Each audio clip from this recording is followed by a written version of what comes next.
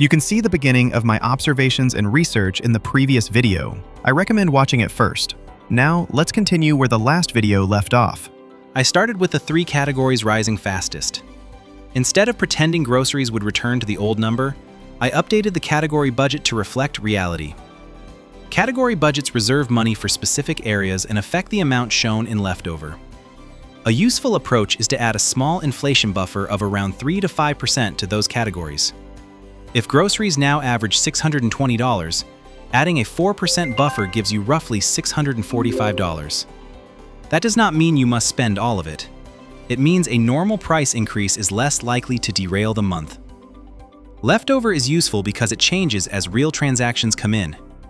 If groceries increase by another $40, the amount available for everything else adjusts too. The budget stops being an old photograph and becomes a live dashboard. The final step is updating your emergency fund. Imagine essential monthly expenses were $3,200 last year, but are now $3,450, an increase of about 7.8%. A 3-month emergency fund based on the old budget would be $9,600. Based on current expenses, the target should be closer to $10,350. Your savings did not shrink. The cost of the life those savings need to protect became larger.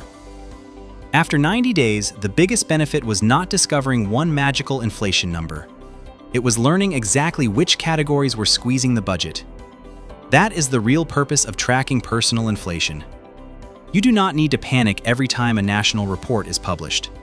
You need to know whether groceries, housing, insurance, transportation, or another major category is rising faster than your income. Check your numbers monthly. Adjust the categories that are actually changing. Leave stable categories alone.